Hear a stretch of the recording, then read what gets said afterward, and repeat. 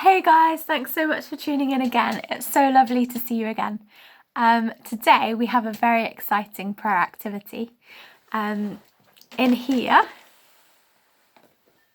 is a big jar and it's filled with water and vegetable oil. So I first poured in some vegetable oil and then I filled it up with some water. And one of the clever things about oil and water is that they don't mix.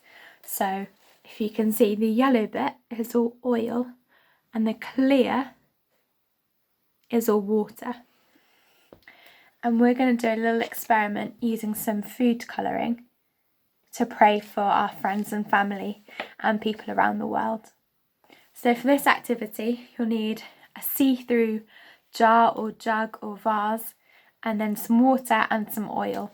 And I use vegetable oil. So I have some red food dye, and I'm going to drop it in very slowly. If you might want to use a teaspoon or a pipette if you have one, or just very carefully drop it in. And as a family, each of you could have a go at dropping in a tiny little drop and deciding on someone to pray for. So for example, you might want to pray for one of your grandparents. So you might want to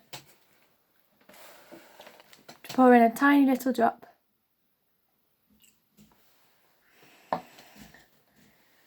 And then it will slowly drop to the bottom. And this is a reminder, and it's us asking God for God's power to break through in that situation.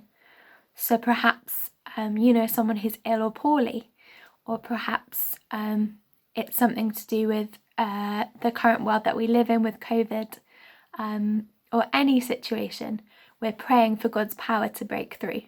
And as we watch the little drop of food dye, we'll go through the oil and we'll break through. Let's do it once more.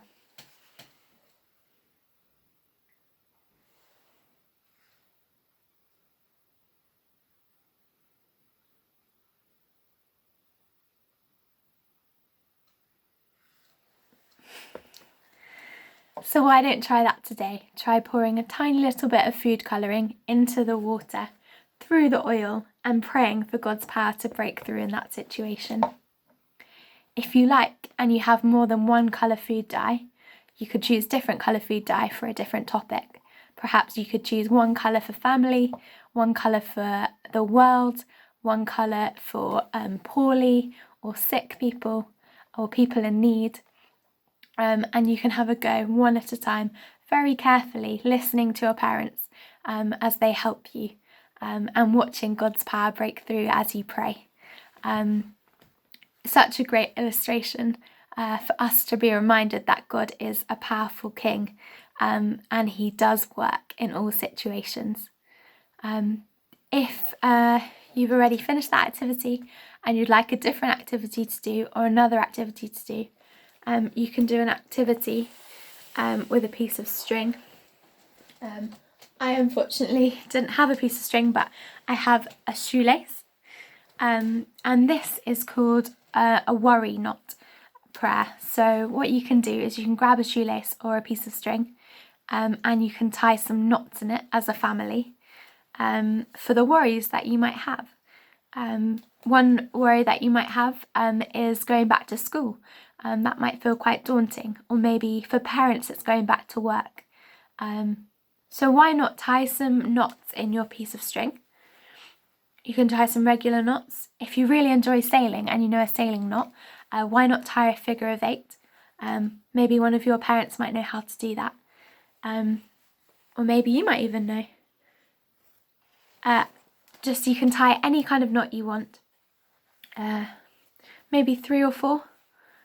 And then once you've tied them together, you can talk about the worry with your family, and then you can pray about it together.